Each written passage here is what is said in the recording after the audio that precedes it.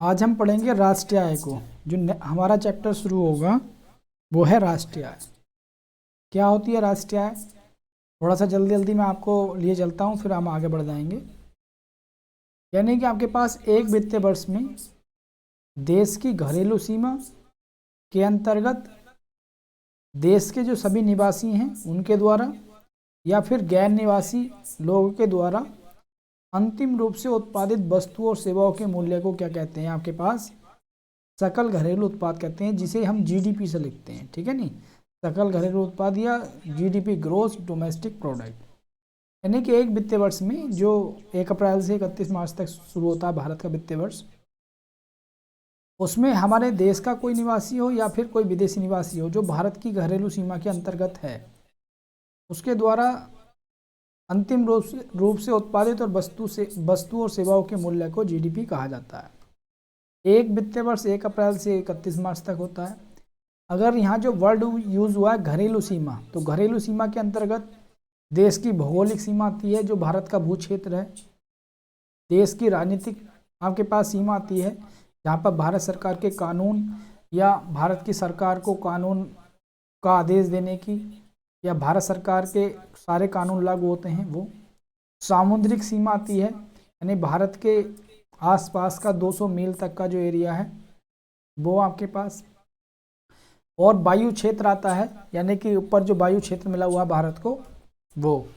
तो ये घरेलू सीमा के अंतर्गत सारी चीज़ आती हैं। सीमांतगत जल क्षेत्र, भारत की सीमा के आसपास का जो जल क्षेत्र है, या फिर आपके पास सीमांतगत विदेशी क्षेत्र। सीमांतगत विदेशी क्षेत्र के अंतर्गत दूतावास आते हैं, यानी कि भारत के जो विभिन्न देशों में दूतावास हैं वो, या फिर सैनिक अड्डे, यानी कि कोई किसी देश में भारत ने अपना सैनिक अड्डा स्थापित कर रखा वो। तो ये यहाँ पर आपके पास अगर कोई भी इकोनॉमिक एक्टिविटी हो रही है एक फाइनेंशियल ईयर में, तो उसमें जो भी प्रोडक्शन हो रहा है वस्तु का या सेवा का, उसका जो अंतिम मूल्य है, मौद्रिक मूल्य है, वो आपका जीडीपी में काउंट होगा। तो ये बातें मैंने आपको बताई, जीडीपी क्या होता है। उसके बाद हम देखेंगे कि बाजार कीमत पर जीडीपी कैसे निकलता है।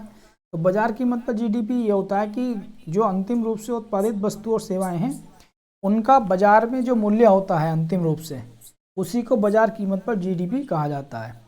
एग्जाम्पल मैंने आपको ये बताया है कि जैसे मान लो वस्तु कपास है, 1,000 रुपये में आप खरीदते हो, फिर कपास का धागा बनेगा वो मान लो 2,000 रुपये में जाता है, फिर कपड़ा बनेगा 3,000 में, और रेडीमेड वस्त्र जो है वो 4,000 में बनकर तैयार होते हैं। तो ये जो अंतिम जो कीमत है उसकी वजह मार्केट में जब वस्त्र आता है उसी को कहते हैं जीडीपी ऑन मार्केट प्राइस। तो जीडीपी में जो आपके पास पैसे जुड़ेंगे वो अंतिम उत्पाद के जुड़ेंगे। मार्केट में जो आपके पास वस्तु कीमत है उसका मूल्य जीडीपी में जुड़ेगा। तो इसी को कहा जाता है जीडीपी ऑन मार्केट प्राइस। अब जीडीपी नापने के तरीके क्या होते हैं? तो 2 प्रकार से जीडीपी नपता है। एक होता है फैक्टर कॉस्ट पर जीडीपी और एक होता है मार्केट प्राइस पर। फैक्टर कॉस्ट पे जीडीपी क्या होता है कि जब आपके पास कोई वस्तु केवल फैक्ट्री के स्तर पर बनी हुई होती है, ठीक है नहीं, साधन लागत, जिसमें केवल साधन लागत जुड़ी हुई है, उसके बनने की लागत जुड़ी हुई है, जिसमें भूमि है या लेबर का खर्च है या उसमें लगाई गई पूंजी है, ये सारी चीज़ें शामिल होती हैं, तो उसे बोलते हैं आपके पास फैक्टर कॉस्ट पर जीडीपी। जैसे मैंने आपको बताया था कि कोई अगर मान लो कप बनाने वाली फैक्ट्री है, तो वो आपके पास एक कप अगर 100 रुपये में बना रही है, तो एक कप की जो कीमत है फैक्ट्री तक बनने तक 100 रुपये है, तो इसी को बोलेंगे फैक्टर कॉस्ट पर जीडीपी। लेकिन जब सरकार उस कप पे अपना जो इनडायरेक्ट टैक्स है या अप्रत्यक्ष कर है वो लगा देती है, और सरकार ने जो इस कंपनी को सब्सिडी दी है वो आपके पास, मतलब हमें पता चल जाता है कि सरकार ने इतनी सब्सिडी दी है, तो जब इस फैक्टर कॉस्ट में हम सरकार के द्वारा लगाया हुआ टैक्स जोड़ देते हैं और सरकार ने जो हमें हेल्प दी है वो घटा देते हैं, तो वो आपका आ जाता है जीडीपी ऑन मार्केट प्राइस। यानी कि सरकार ने, मतलब हमारा फैक्टर कॉस्ट पे जीडीपी कितना था? 100 रुपये। 20 रुपये का सरकार ने टैक्स लगाया, कितना मूल्य हो गया आपके पास? 120। लेकिन 10 रुपये की सरकार ने सब्सिडी दे दी, यानी सरकार ने हमारे बिल में 10 रुपये की कमी कर दी, या अन्य किसी मामले में सरकार ने सब्सिडी दे दी, तो जो आपके पास टैक्स जोड़ने के बाद वस्तु की कीमत हुई 120, उसमें 10 रुपये कम कर दो, 110 रुपये, तो मार्केट में वस्तु कितने पे बिकेगी? 110 रुपये पे। इसी को हम बोलेंगे जीडीपी। यही वस्तु का मूल्य जो है वो मार्केट का जो मूल्य है वही जीडीपी में काउंट होगा। तो इसी को बोला जाएगा जीडीपी ऑन मार्केट प्राइस। तो ये आपके पास है। फैक्टर कॉस्ट पे जीडीपी जो होता है वो लागत मूल्य होता है, यानी कि वस्तु जब अपने फैक्ट्री तक सीमित होती है उसके जो लागत में, उसके जो बनने में आपके पास पैसे खर्च हुए हैं, जब सरकार का उसमें कोई टैक्स नहीं जुड़ा है, ना सरकार की हमने सब्सिडी को घटाया है, तो उस लेवल पर जो आपके पास अंतिम रूप से उत्पादित तो वस्तु सेवाओं का मूल्य होता है उसे फैक्टर कॉस्ट पर जीडीपी बोला जाता है। पढ़ेंगे इसे हम आगे, इसकी डेफिनेशन। लेकिन अभी हम मार्केट प्राइस पर जीडीपी के बारे में सीखें। अब हमने देखेंगे कि बाजार कीमत पर सकल राष्ट्रीय उत्पाद क्या होता है। वो था घरेलू उत्पाद, ये है राष्ट्रीय उत्पाद, यानी gross national product at market price. इसे हम शॉर्ट फॉर्म में लिखते हैं जीएनपी। एमपी का मतलब होता है मार्केट प्राइस से। ये क्या होता है? ये आपके पास ये होता है कि जब जो जीडीपी है, ठीक है नहीं, जीडीपी में से आपके पास जितने हमारे देश के निवासियों ने, जो बाहर लोग रह रहे हैं, उन्होंने विदेशों से अर्जित की आय को जोड़ देते हैं, और जितने हमारे यहाँ विदेश के लोग रह रहे हैं उन्होंने भारत में रहकर जो आय कमाई है वो घटा देते हैं, यानी कि शुद्ध निवल विदेशी आय। जब जीडीपी ऑन मार्केट प्राइस में ये जुड़ जाता है तो आपका क्या आ जाता है? जीडीपी ऑन मतलब आपके पास मतलब सकल राष्ट्रीय उत्पाद आ जाता है, जीएनपी आ जाता है। यानी कि आपके पास जीएनपी अगर आपको निकालना है तो जो मार्केट प्राइस पे जीडीपी आया वो, उसमें प्लस विदेशों से प्राप्त निवल आय जोड़ दो। अब विदेशों से प्राप्त निवल आय कैसे निकलेगी? यानी कि हमारे देश के लोगों ने जो पैसा कमाया वो माइनस हमारे देश के अंदर से विदेशी लोगों ने जो पैसा कमाया वो, तो वो जो आय आएगी उसी को बोलेंगे विदेशों से प्राप्त निवल आय। तो ये आप निकाल लोगे और मार्केट प्राइस पे जो जीडीपी आया है उसमें ऐड कर दोगे, तो आपको क्या मिल जाएगा? आपको मिल जाएगा जीएनपी, ठीक है नहीं, सकल राष्ट्रीय उत्पाद, इस पर मार्केट प्राइस पर। तो जीडीपी अगर एमपी आपने निकाल रखा है फिर आप इसे आसान कर लोगे, बस ये निकाल के ऐड कर लेना जीडीपी, तो आपका जीएनपी आ जाएगा। ठीक है, तो यहाँ तक किसी को कोई दिक्कत? यहाँ तक तो सब समझ में आ रहा होगा आप लोगों के। उसके बाद आता है, इसमें मैंने एग्जाम्पल देकर भी मैंने आपको बताया कि अगर जीडीपी आपके पास मार्केट प्राइस पे 100 रुपये है और हमारे देश के निवासियों ने मान लो 50 रुपये कमाए, और विदेश के जो निवासी हैं, जो गैर निवासी हैं भारत के, उन्होंने 30 रुपये कमाए, तो अगर मुझे जीएनपी निकालना है तो ये 100 रुपये प्लस हमारे देश के द्वारा कमाई गई आय, देश के लोगों के द्वारा, उसमें से फिर जो विदेशों से आय, विदेशी लोगों ने हमारे यहाँ रहकर जो आय कमाई है वो घटा दिया, तो आपके पास कितने रुपए? 20 रुपये। तो 20 रुपये जो है विदेशों से प्राप्त कुल निवल आय हुई, तो 100 प्लस 20 120 आएगा। तो ये आया आपका जीएनपी। क्या आया आपका? GNP on market price. यानी जब हमने जो है जीडीपी जो मार्केट प्राइस में, उसमें विदेशों से प्राप्त शुद्ध निवल आय को जब हमने जोड़ दिया तो वो आपका जीएनपी आया। घरे मतलब आपके पास सकल राष्ट्रीय उत्पाद हिंदी में बोलते हैं। तो बस एक बार आपको बस जीडीपी काउंट कर लेना, उसके बाद तो धीरे धीरे निकलते चले जाते हैं सब। उसके बाद नेक्स्ट आता है net national product at market price, इसे शॉर्ट में बोलते हैं NNP, net national product on market price. Hindi में बोलते हैं बाजार कीमत पर, नेट का मतलब शुद्ध राष्ट्रीय उत्पाद, बाजार कीमत पर। तो ये क्या होता है कि जो आपका मार्केट प्राइस पे जीडीपी आया है उसमें से मूल्य ह्रास को घटा दो। अब मूल्य ह्रास क्या होता है? तो मूल्य ह्रास मैंने आपको बताया कि मूल्य ह्रास क्या होता है कि जो उत्पादन होता है, उत्पादन करने में जो हमारी जो मशीनरी लगी हुई है उसके मूल्य में जो गिरावट आती है उसी को मूल्य ह्रास बोलते हैं। मान लो आपने नई मशीन लगा के खड़ी की 5,000 रुपये में और आपने उससे उत्पादन लिया 1 मंथ। अब अगर आप उस मशीन को बेचना चाहो, क्योंकि वो मशीन चल चुकी है काफ़ी, तो वो मान लो 4,000 में बिकेगी, तो इसी को 1,000 जो उसकी कीमत में कमी हुई, इसी को कहा गया मूल्य ह्रास। यानी कि जो उत्पादन के मतलब किसी वस्तु को उत्पादित करने में जो उत्पादन के साधन यूज हो रहे हैं उनके मूल्य में जो कमी होती है उसी को मूल्य ह्रास बोलते हैं। जब आपके पास जीडीपी ऑन मार्केट प्राइस, यानी मार्केट प्राइस पे जो जीडीपी होता है उसमें से मूल्य ह्रास को अगर घटा दिया जाए तो क्या निकल आता है आपके पास? NNPMP, यानी कि आपके पास नेट नेशनल प्रोडक्ट, यानी कि शुद्ध राष्ट्रीय उत्पाद। तो बड़ा आसान है, जीडीपी निकालो, मूल्य ह्रास को घटा दो, तो आपका एनएनपी आ जाएगा। ये हमने सब पढ़े मार्केट प्राइस पर। अब हम पढ़ेंगे फैक्टर कॉस्ट पर, ठीक है ना। ये सब किस पे थे? मार्केट प्राइस पर। अब हम पढ़ेंगे फैक्टर कॉस्ट पर। ये जो एनएनपी होता है ना, इसी को शुद्ध राष्ट्रीय आय बोला था, मतलब ये राष्ट्रीय आय होती है मार्केट प्राइस पर, लेकिन जो मेन राष्ट्रीय आय होती है वो फैक्टर कॉस्ट पर होती है, उसे हम पढ़ेंगे आगे, जिसे हम राष्ट्रीय आय कहते हैं। अब gross national product at factor cost, यानी कि जीएनपी, नहीं मतलब आपके पास सकल राष्ट्रीय उत्पाद। देखो फैक्टर कॉस्ट पे मैंने आपको जीडीपी तो पहले बता दिया था, GDP GDP GDP on FC, ये तो मैं आपको ऊपर ही बता के आया था जब हम जी उसे पढ़ लेते, क्या नाम है उसका, मार्केट प्राइस पर जीडीपी को। देखो यहाँ पर जब हमने ये बताया था आपको, तो फैक्टर कॉस्ट भी समझाया था कि जब फैक्ट्री के स्तर पर वस्तु की जो कीमत होती है उसी को बोलते हैं हम फैक्टर कॉस्ट, मतलब आपके पास जीडीपी ऑन फैक्टर कॉस्ट, ठीक है। अगर इसकी लैंग्वेज लिखना चाहें तो आप लिख लोगे कि किसी वित्तीय वर्ष के अंदर भारत के निवासियों द्वारा या किसी गैर निवासियों द्वारा अंतिम रूप से उत्पादित वस्तु और सेवाओं का लागत मूल्य, बस क्या लिखेंगे? लागत मूल्य लिखेंगे, बाजार मूल्य की जगह बस लागत मूल्य आ जाएगा। यहाँ हम पढ़ रहे हैं आपके पास gross national product at factor cost, यानी जीएनपी। तो जीएनपी जब हम पढ़ेंगे तो क्या लिखेंगे आपके पास कि इसका आशय राष्ट्रीय उत्पाद से है, और जिसका मूल्य जो है वो साधन लागत पर हम निकालते हैं।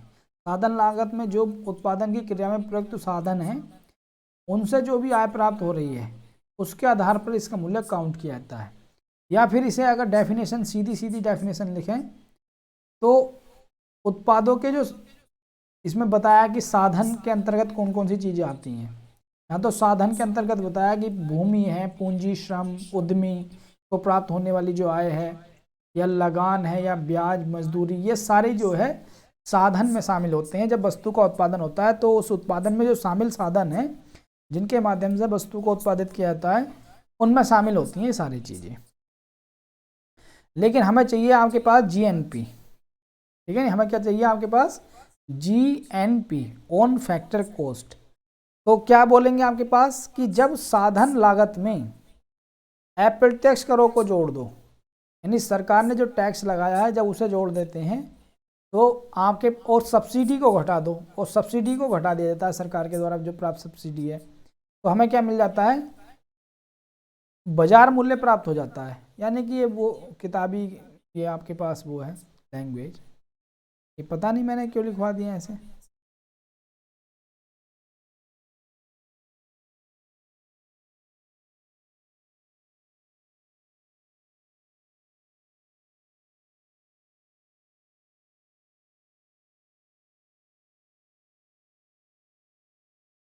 एक मिनट रुक जाइए, देखो यहाँ पे इसकी मतलब डेफिनेशन तो हम लिखवा ही देंगे,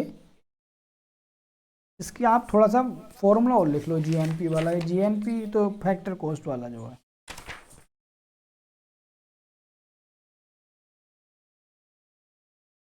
जीएनपी जो फैक्टर कॉस्ट है वो ये होता है आपके पास।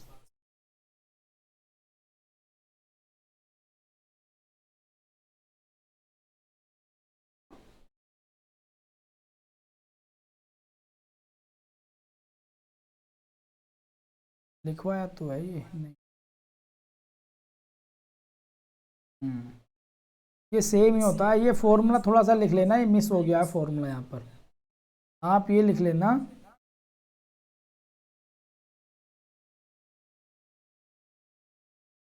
मैंने डायरेक्ट ये फॉर्मूला लिखवा दिया, यहाँ नीचे लिख लेना अगर आपके पास हो। जीएनपी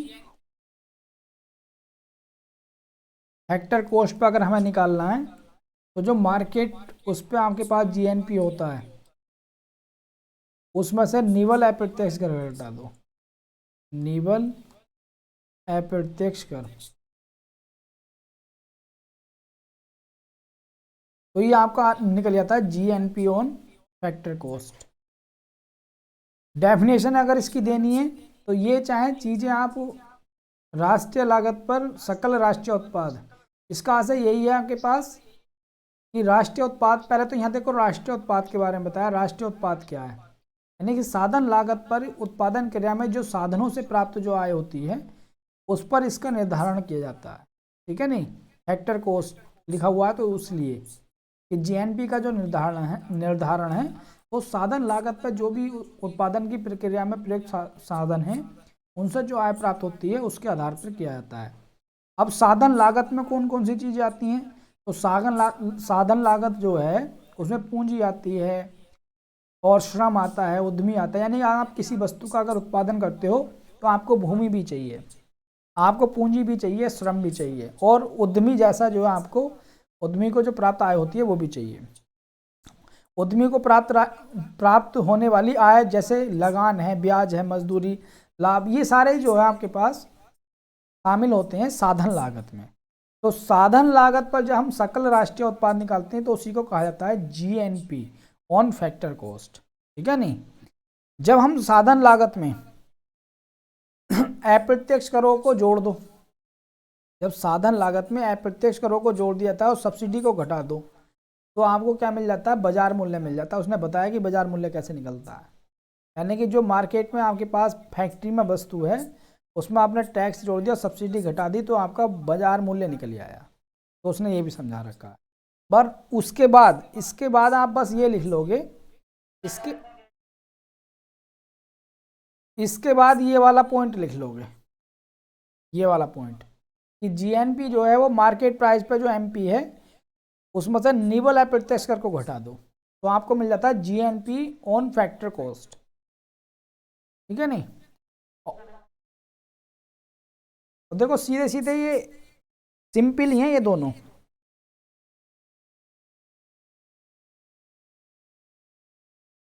यहाँ आपके पास जीडीपी दे रखा, फैक्टर कॉस्ट पे कैसे निकालेंगे, तो जो आपको मार्केट कॉस्ट पे जीडीपी निकला उसमें से निवल अप्रत्यक्ष कर घटा दो। निवल अप्रत्यक्ष कर क्या होता है कि जो आपको अप्रत्यक्ष कर गवर्नमेंट ने जो लगाया है टैक्स से उसमें से सब्सिडी को घटा दो तो क्या मिल जाता है, निवल अप्रत्यक्ष कर। तो मार्केट प्राइस पे जीडीपी से क्या, तो मार्केट प्राइस पे जो जीडीपी है उसमें से जब निवल अप्रत्यक्ष कर को घटा दो तो आपको मिल जाता है जीडीपी ऑन फैक्टर कॉस्ट। जब मार्केट प्राइस पे आपके पास जीएनपी जो आया था उसमें से निवल अप्रत्यक्ष कर को हटा दिया तो हमें मिला GNP on factor cost.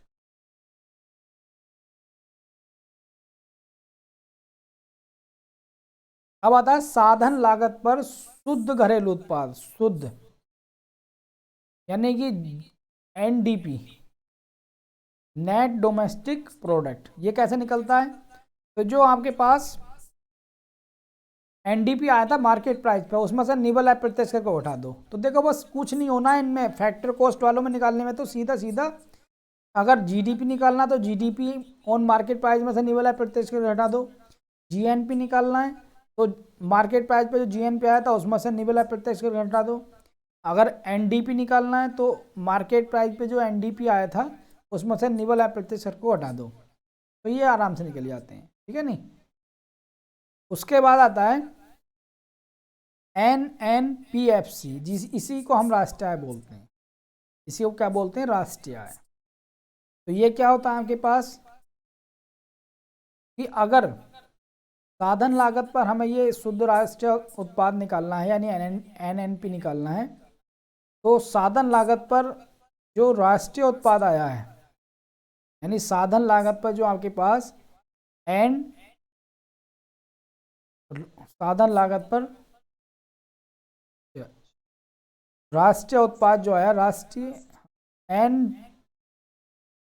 GNP, sorry GNP आएगा, जीएनपी साधन लागत पर जो राष्ट्रीय उत्पाद है यानी जीएनपी। इस पे फैक्टर कॉस्ट पे, उसमें से मूल्य ह्रास को घटा दो। तो मूल्य ह्रास को घटा दोगे तो क्या मिल जाएगा आपको, NNPFC मिल जाएगा। और इसी को क्या कहते हैं आपके पास, राष्ट्रीय आय कहते हैं। अगर ये आपको निकालना है NNPFC, तो ये कैसे निकलेगा आपके पास, जो आपका NDP आया है फैक्टर कॉस्ट पे, ठीक है ना, NDP जो फैक्टर कॉस्ट पे आया है उसमें विदेशों से प्राप्त जो निवल आय है वो भी जोड़ देते हैं हम, तो ये भी, तो भी हमारा NNP आ जाता है। देखो यहाँ दो तरीके से दे रखा है ये, कि अगर साधन लागत पर आपको मतलब ये निकालना है NNP, तो इसके दो फॉर्मूले बनेंगे। यानी कि एक तो फॉर्मूला यहाँ से बना, ये फॉर्मूला मैंने लिखा नहीं है, आप इस फॉर्मूले को लिख लेना। एक तो GNP minus factor cost per minus मूल्य ह्रास, पता नहीं ये कैसे आपके पास, इस फॉर्मूले से डेफिनेशन तो ये फॉर्मूला ना, इस वाली डेफिनेशन से, ठीक है नहीं। और दूसरा फॉर्मूला एक ये बना कि जो फैक्टर कॉस्ट पे NDP आया उसमें उसमें विदेशों से प्राप्त जो निवल आय को अगर जोड़ दो तो भी आपको क्या मिल जाता है, तो आपको NNPFC मिल जाता है। एक तो ये फॉर्मूला है कि जो फैक्टर कॉस्ट पे GNP आया है उसमें से मूल्य ह्रास को घटा दो तो आपको NNP मिल जाएगा। एक फॉर्मूला ये है आपका कि फैक्टर कॉस्ट पे जो आपका NDP आया है उसमें से विदेशों से प्राप्त आय को जोड़ दो तो आपका NNPFC मिल जाएगा। इसी को राष्ट्रीय आय कहते हैं किसी भी देश की। कोई डाउट भाई यहाँ तक समझ में आ रहा है आपके? अब देखो इसमें वर्ड मूल्य ह्रास वर्ड यूज हुआ, तो मूल्य ह्रास का मैंने आपको वैसे बताया था कि जब हम वस्तुओं का उत्पादन करते हैं तो उत्पादन में जो साधन यूज हैं उनकी मूल्य में जो गिरावट आती है उसी को मूल्य ह्रास कहते हैं। वही चीज़ मैंने यहाँ लिख दिया है लैंग्वेज के रूप में, कि वस्तु और सेवाओं के उत्पादन की प्रक्रिया में जो प्रयुक्त होते हैं साधन, जैसे आपकी भूमि है, संपत्ति है, मशीनें हैं या औजार हैं, उन उत्पादन के बाद एक वित्तीय वर्ष में जो उत्पादन हुआ उसके बाद उनके मूल्य में जो कमी आई उसी को मूल्य ह्रास कहा जाता है। एक इसमें वर्ड यूज हुआ था भारत के निवासी और गैर निवासी, तो मैंने उन्हें समझाने की कोशिश की आपको बात को कि भारत के निवासी क्या होते हैं और भारत के गैर निवासी क्या होते हैं। तो अगर हम भारत के निवासियों की बात करें, अगर भारत के निवासियों की बात की जाए तो भारत में निवासी कौन कौन है, एक तो हमारे देश में रहने वाले जो लोग हैं सभी, उन्हें लोग हैं या संस्थाएं हैं या कंपनी हैं, लोग हैं, उन्हें भारत के निवासी के अंतर्गत काउंट करेंगे। एक मतलब वो जो हमारे देश में रह रहे हैं, चाहे वो कंपनी है या संस्था है, और जिनका भारत की आर्थिक रुचि में उनका मतलब जिसकी आर्थिक रुचि भारत में या देश में केंद्रित है, यानी कि वो भारत की इकोनॉमी में इंटरेस्ट ले रहा है, ठीक है नहीं, तो उसी को कहेंगे हम सामान्य निवासी। हमारे देश के अंदर जो स्वतंत्र अंतर्राष्ट्रीय संस्थाएं हैं, जैसे WHO है का कार्यालय है, या UNO का कार्यालय है, या IMF का कार्यालय है, वर्ल्ड बैंक का कार्यालय है, इन सबको हम भारतीय निवासियों में काउंट नहीं करते। तो यहाँ से पीरी का क्वेश्चन बनकर आ जाता है कि निम्नलिखित में से कौन देश के निवासियों के अंतर्गत आते हैं। कोई व्यक्ति, कोई संस्था जो भारत की अर्थव्यवस्था में रुचि लेती है, WHO, वर्ल्ड बैंक, इस टाइप से बना के, तो आपको याद रखना है। उसके बाद एक आता है गैर, इसमें वर्ड आया था गैर भारतीय निवासी। तो गैर भारतीय निवासी क्या है? गैर भारतीय निवासी आपके पास ये है कि जो पर्यटक हैं, जो भारत में घूमने के लिए आते हैं लोग, और जो खिलाड़ी आते हैं खेलने के लिए, या छात्र पढ़ने के लिए आते हैं, या कोई भी अन्य चिकित्सा सुविधा के लिए भारत में आता है, या मनोरंजन के लिए, इन सभी को बोला जाता है गैर निवासी। या फिर ऐसा कोई व्यक्ति जिसकी आर्थिक रुचि हमारे देश में नहीं है, लेकिन गैर निवासी उपक्रम में वो कर्मचारी है, यानी कि वो हमारे देश की इकोनॉमी में तो इंटरेस्टेड नहीं है, लेकिन यहाँ पर जो उपक्रम है गैर निवासी उसके अंदर वो कर्मचारी है, तो उसी को भी गैर निवासी भारतीय बोलेंगे, यानी कि विदेशों के लोग यहाँ भारत में जो रह रहे हैं किसी पर्पज से, ठीक है नहीं।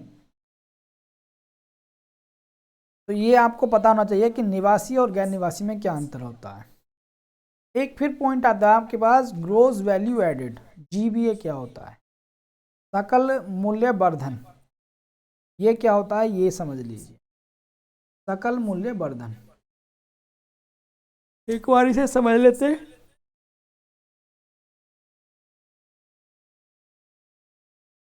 ये क्या होता है, किसी भी देश की अर्थव्यवस्था में सभी क्षेत्रों, चाहे वो प्राथमिक क्षेत्र है, द्वितीय क्षेत्र है या तृतीय क्षेत्र है, इन्हें मैंने आपको पढ़ाया था, जो कृषि कार्य होते हैं वो प्राथमिक क्षेत्र में होते हैं, यह आपने पढ़ा होगा कृषि कार्य, और आपके जो विनिर्माण क्षेत्र है, विनिर्माण कार्य हैं, वो द्वितीय क्षेत्र में आते हैं, विनिर्माण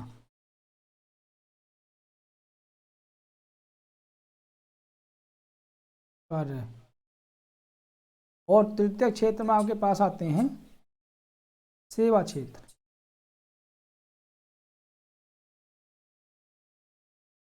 ये आपका तृतीय क्षेत्र में आता है।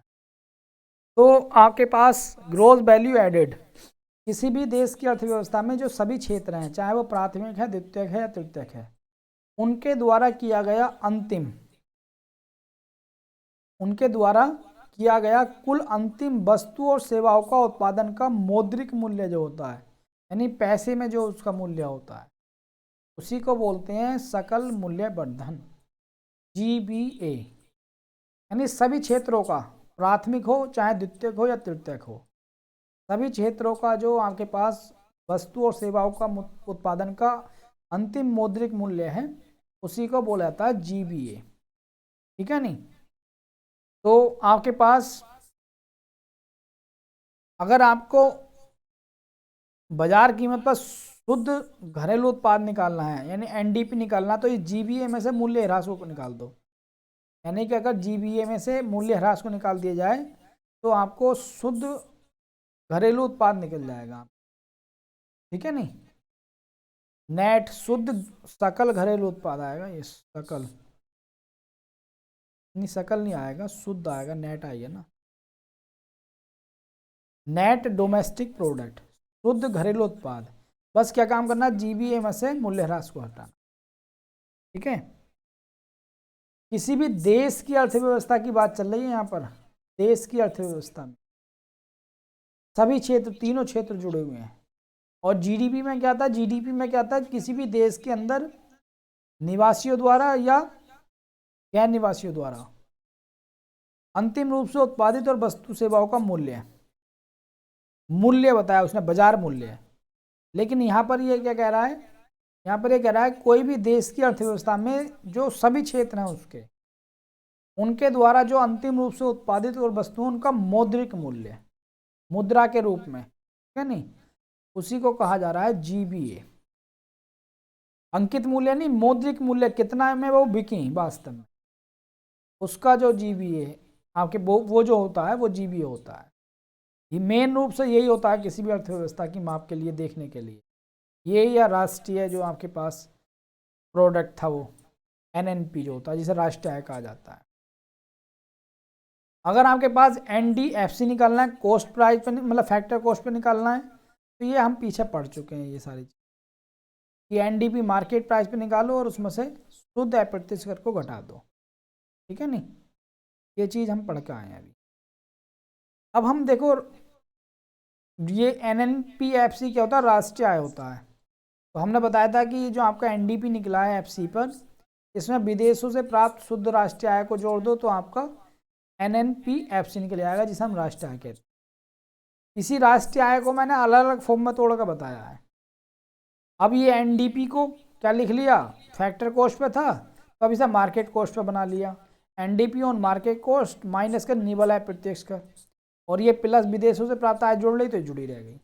तो इस फॉर्म में भी निकाल सकते हैं हम एनएनपी, इस फॉर्म में भी निकाल सकते हैं। अब एनडीपी को देखो, इसे तो तोड़ा इन दो में, ठीक है नहीं, इसे लिख लिया ये एनडीपी फैक्टर कॉस्ट पे ये, अब इसे एनडीपी को लिख लिया जीडीपी मार्केट प्राइस पर और मूल्य ह्रास, और ये नेवल अप्रत्यक्ष कर ऐसी रह गया, और ये प्लेस विदेशों से प्राप्त आय ऐसी रहेगी। इसीलिए तो इसे राष्ट्रीय आय कहा जाता है एनएनपी को, क्योंकि देखो इसमें सारी चीजें जुड़ गई। इसलिए तो इसे राष्ट्रीय आय कहा जाता है, क्योंकि इसमें सारी चीज़ आपकी ऐड हो चुकी हैं। देखो जीडीपी भी ऐड हो चुका, ये राष्ट्रीय आय क्यों कहा जाता है, ये तो कहा जाता है। जीडीपी आय आ गया आपका, मूल्यह्रास भी आया, निवल अप्रत्यक्ष कर भी आ चुका और विदेशों से प्राप्त आय भी आ चुका। तो ये एनएनपी जो होता है यही राष्ट्रीय आय, सारी चीज़ें इसमें आ जाती हैं। ठीक है, तो ये आपको पता होना चाहिए कि नेट नेशनल प्रोडक्ट, इसी को राष्ट्रीय आय कहते हैं। और कैसे निकलती है राष्ट्रीय आय, अगर आपको जीडीपी पता हो मार्केट प्राइस पर, मूल्यह्रास पता हो, और आपको निवल अप्रत्यक्ष कर पता हो, विदेशों से प्राप्त निवल आय, विदेशों से प्राप्त आय, तो यहाँ आय का मतलब निवल आय से है, ये निवल आय है। ठीक है नहीं, विदेशों से प्राप्त आय का मतलब निवल आय। अब आता है पर्सनल इनकम क्या होती है, यानी व्यक्तिगत जो आपके पास आय होती है वो क्या होती है, पर्सनल इनकम। तो पर्सनल, यहाँ तक कोई परेशानी भाई, यहाँ तक सब समझ में आ रहा है, क्लियर है यहाँ तक सब? क्यों भाई, चलो आपके पास पर्सनल इनकम देखते हैं। पर्सनल इनकम क्या होती है, यानी कि वह आय जो देश के नागरिकों को वास्तव में प्राप्त होती है, यानी कि आप लोगों को जो वास्तव में आय मिल रही है उसी को आपकी पर्सनल इनकम है, जो आपको सीधे सीधे इन हैंड मिलती है। प्रति व्यक्ति आय क्या होता है कि अगर जो देश की राष्ट्रीय आय आई है, जिसे आप एनएनपी कह रहे हो, ठीक है नहीं, इसी को तो कहते हैं एनएनपी, राष्ट्रीय आय जाती है फैक्टर कॉस्ट पे, ठीक है नहीं, इसी तो बोला हमने एनएनपी। तो राष्ट्रीय आय को देश की कुल जनसंख्या से अगर डिवाइड कर दो तो क्या मिल जाती है, प्रति व्यक्ति आय। यानी किसी भी देश की अगर राष्ट्रीय आय को उस देश की कुल जनसंख्या से डिवाइड कर दिया जाए तो आपको प्रति व्यक्ति आय मिल जाती है। उसके बाद आता है प्रति व्यक्ति सकल घरेलू उत्पाद क्या है, तो ये भी ऐसे ही है आपके पास, प्रति व्यक्ति सकल घरेलू उत्पाद। तभी यही बताया गया कि बाजार कीमत पर सकल घरेलू जो उत्पाद होता है, यानी कि जो जीडीपी होता है, जीडीपी एमपी, ये जो होता है आपका, उसे उस देश की कुल जनसंख्या से अगर भाग दे दो तो प्रति व्यक्ति सकल घरेलू उत्पाद प्राप्त हो जाता है। ठीक है नहीं, अब ये कुछ फैक्ट हैं वो मैंने आपको लिखवाए हैं। जैसे जीडीपी से संबंधित आंकड़े कौन सा विभाग इकट्ठा करता है, तो केंद्रीय सांख्यिकी कार्यालय जो है, ठीक है नहीं, सीएसओ, केंद्रीय स्टैटिस्टिकल मतलब आपके पास ऑफिस, ये आपका सीएसओ जो है, ये जीडीपी से संबंधित या राष्ट्रीय आय से संबंधित विभिन्न आंकड़ों को इकट्ठा करता है, तो ये आपको याद रखना। उसके बाद आता है राष्ट्रीय आय को मापने का आधार वर्ष क्या है, तो अब आधार वर्ष चेंज हो चुका है, 2011-12 को आधार वर्ष माना गया है। ये पीसीएस वगैरह में वैसे एग्जाम में आ जाते हैं। अब एक क्वेश्चन ये भी आता है कि भारत में राष्ट्रीय आय को मापने से संबंधित कौन कौन लोग हैं, ये आईएएस में भी आ जाता है, पीसीएस में भी आ जाता है। तो एक तो दादा भाई नेहरू जी थे भारत में सबसे पहले जिन्होंने राष्ट्रीय आय को बताया, जब उन्होंने धन की निकासी का सिद्धांत बताया था तभी इन्होंने सर्वप्रथम राष्ट्रीय आय को मापने का के बारे में बताया। एक आपके पास बारडिया और एवं जोशी, ये भी एक आपके पास दो लोग थे राष्ट्रीय आय को मापने से संबंधित। एक गोपाल कृष्ण गोखले भी थे, इन्होंने भी आपके पास राष्ट्रीय आय से संबंधित जो मापन है उसके बारे में काफ़ी काम किया। एक वी राव, ये भी व्यक्ति थे। तो ये चारों के नाम दे देगा, यूपीएससी में पूछ लेगा, एक नाम गलत करा देगा, कोई और नाम डाल देगा और पूछ लेगा कि निम्नलिखित में से कौन राष्ट्रीय आय को मापने से संबंधित थे। ठीक है, तो ये भी आपको याद रखना है। उसके बाद एक आपको ये याद रखना है फैक्ट, पीसी महालनोबिस, ये भारत के काफ़ी बड़े सांख्यविद थे। इनकी अध्यक्षता में जो है पहली जो आय समिति थी उसका गठन हुआ। आय समिति यानी राष्ट्रीय आय को मापने से संबंधित जो बातें थी तो उससे संबंधित जो समिति का गठन हुआ वो इनकी अध्यक्षता में हुआ। ये प्रोफेसर थे।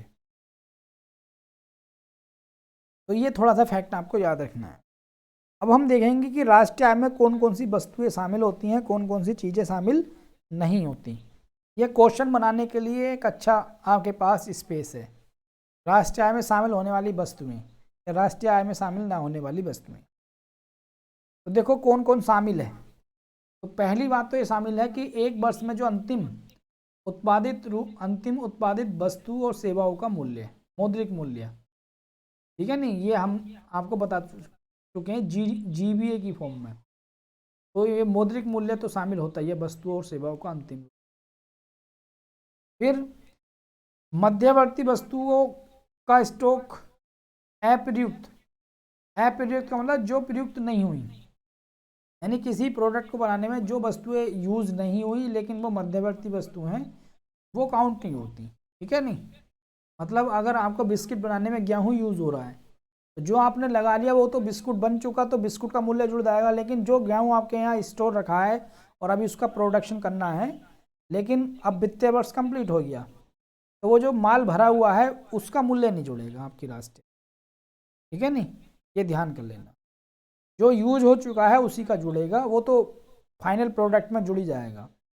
जैसे गेहूं यूज करके बिस्किट बना दे तो बिस्किट का मूल्य जुड़ जाएगा, लेकिन एक वित्तीय वर्ष से ज़्यादा तुम्हारे पास स्टॉक है गेहूं का तो उसका मूल्य नहीं जुड़ेगा। उसके बाद आता है स्वयं उपभोग के लिए किया गया उत्पादन, यानी खुद अपने उपभोग के लिए अगर आप कोई भी प्रोडक्शन कर रहे हो तो वो राष्ट्रीय आय में जुड़ेगा। मकान मालिक द्वारा जो स्वयं आवास हेतु प्रयोग में लाए जाने वाला मकान का किराया, यानी कोई मकान मालिक जो है खुद के आवास के लिए अगर मकान के किराए का यूज कर रहा है तो वो राष्ट्रीय आय में जुड़ेगा। ठीक है नहीं, स्वयं आवास हेतु प्रयोग में लाए जाने वाला मकान का किराया, यानी कि अपने आवास के लिए मकान मालिक द्वारा खुद अपने आवास के लिए प्रयोग में लाया जाना वाला मकान का किराया, वो आपकी राष्ट्रीय आय में जुड़ेगा। मतलब ये है कि अगर आप अपने आवास के लिए आपने कहीं रेंट पर पैसा मतलब लिया है तो उसका जो किराया होगा वो आप अपनी आय में दिखा सकते हो कि मेरा यहाँ खर्च होता है इतना, मेरा रूम में खर्च होता है इतना, मेरा यहाँ खर्च होता है इस हिसाब से।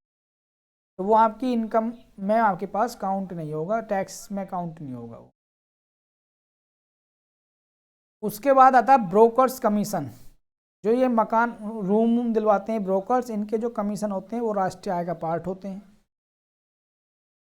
उसके बाद सरकार द्वारा नागरिकों को प्राप्त की जाने वाली निःशुल्क सेवाएं, यानी सरकार जितनी भी योजना चला रही है, जितने भी आपके पास सेवा दे रही है, वो सारी आपके पास राष्ट्रीय आय में कंप्लीट काउंट होती है।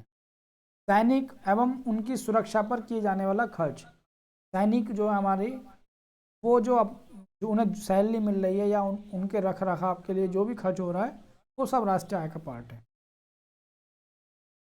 कंपनियों द्वारा किए जाने वाला लाभांश, कंपनियों को जो भी प्रॉफिट हो रहा है वो नेशनल इनकम में जुड़ेगा। भविष्य निधि खाते में मालिकों द्वारा किया गया अंशदान, आपके पीएफ में जो कंपनी वाले पैसे डालते हैं वो आपकी राष्ट्रीय आय में जुड़ेगा।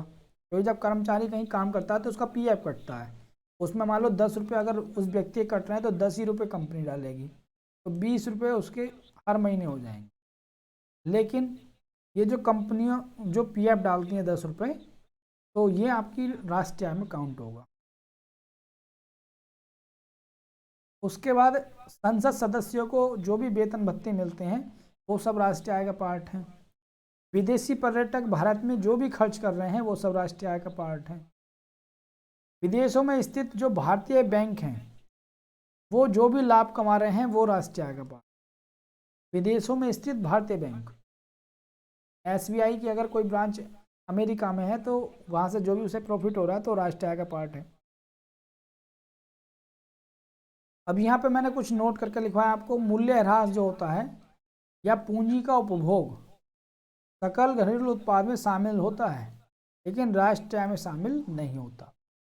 यानी कि आपके पास कोई प्रोडक्शन करने में जो भी आपकी मशीनरी की घिसावट हुई है, जो भी उसके मूल्य में कमी हुई है, वो सकल उत्पाद में तो शामिल होगा, सकल यानी जीडीपी एमपी में, ठीक है, वहाँ से तो काउंट होता है उस दर तो सकल उत्पाद में।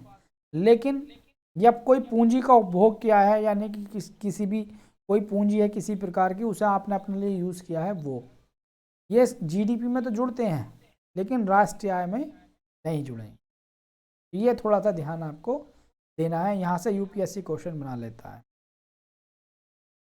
फिर आता है राष्ट्रीय आय में कौन कौन सी मदें शामिल नहीं है राष्ट्रीय आय में, उन्हें देखेंगे। तो पहली तो बात यह है कि पुरानी, नई या पुरानी वस्तु जो उस वित्तीय वर्ष में उत्पादित नहीं हुई, क्योंकि जो राष्ट्रीय आय निकलती है वो एक वित्तीय वर्ष के अंतर्गत निकलती है, यानी कि 1 अप्रैल से 31 मार्च के बीच में जो भी उत्पादन हुआ है वो राष्ट्रीय आय में काउंट होगा। लेकिन इस वित्तीय वर्ष से अलग अगर कोई उत्पादन हुआ है तो वो राष्ट्रीय आय में काउंट नहीं होगा। कोई भी वित्तीय सौदे हैं, कोई भी आपके पास फाइनेंशियल एग्रीमेंट है, शेयर है आपके पास, या कोई भी गवर्नमेंट का ऋण पत्र है, बॉन्ड है, कोई भी है, उनका क्रय विक्रय जो हम ये मार्केट में करते हैं, शेयर मार्केट में जो क्रय विक्रय होता है, ये हमारी राष्ट्रीय आय का पार्ट नहीं है। ठीक है, नहीं क्यों? ये राष्ट्रीय आय का पार्ट नहीं है, चाहे भले ये उस वित्तीय वर्ष में जारी की गई हो, तो ये राष्ट्रीय आय में नहीं जुड़ती। जो भी आपके पास शेयर मार्केट में शेयर किसी कंपनी के होते हैं, कोई ऋण पत्र होता है, बॉन्ड होते हैं, ये राष्ट्रीय आय का पार्ट नहीं है। कोई भी पूंजीगत लाभ है या हानि, यानी कोई भी आपके पास धन की हानि हो रही है या लाभ हो रहा है, या कोई भी एकदम से अप्रत्याशित लाभ हो रहा है, ये राष्ट्रीय आय का पार्ट नहीं है। घर गृहस्थ परिवार, यानी जो आपके पास गृहस्थ है, फैमिली है, वो अपनी अगर छुट्टी है उसकी, और अपनी छुट्टी में कोई अपने बगीचे में उत्पादन कर रहे हैं या कोई फलों का उत्पादन कर रहे हैं, पता लगा कि 2 महीने की छुट्टी ले ली उन्होंने अपने ऑफिस से, और 2 महीने ज़्यादा कोरोना के टाइम पर लोगों की छुट्टी कर दी, और उन्होंने अपने घर पर जाकर बगीचे में फल या सब्जियों का उत्पादन कर लिया, तो वो राष्ट्रीय आय का पार्ट नहीं होंगी छुट्टी में, क्योंकि वो उत्पादित की। ठीक है। किसी फर्म द्वारा रखे गए स्टॉक की कीमतों में वृद्धि, यानी कोई फर्म है, मान लो उसने बहुत सारा माल इकट्ठा करके रख रखा है, अब उसकी कीमतों में जो वृद्धि हुई है, ठीक है, वो राष्ट्रीय आय का पार्ट नहीं होगी। ये राष्ट्रीय आय का पार्ट वही होगी आपके पास जो फाइनेंशियल ईयर में अंतिम रूप से उत्पादित वस्तु है, स्टॉक की गई वस्तु का में जो वृद्धि हो रही है वो राष्ट्रीय आय का पार्ट नहीं। फिर कोई भी वस्तु या सेवा के उत्पादन में जो मध्यवर्ती वस्तु यूज हुई है, जैसे गेहूं से बिस्किट बना है, गेहूं से क्या बना है? बिस्किट, तो बिस्किट का मूल्य राष्ट्रीय आय में शामिल होगा, ना कि गेहूं का, क्योंकि गेहूं से बिस्किट बना है, ये मध्यवर्ती वस्तु है गेहूं। ये गेहूं क्या है? मध्यवर्ती वस्तु, मध्यवर्ती वस्तु है। बिस्किट का मूल्य तो शामिल होगा, लेकिन गेहूं का मूल्य शामिल नहीं होगा। होटल में जो भी सब्जियां आपके पास खरीदी जाती हैं खाना बनाने के लिए, वो आपके पास राष्ट्रीय आय में शामिल नहीं होती। क्यों? क्योंकि होटल का जो थाली होती है, पूरी थाली का मूल्य शामिल होता है, उसमें जो सब्जी हैं उनका मूल्य नहीं, क्योंकि थाली में ही वो जुड़ा हुआ होता है सब्जियों का।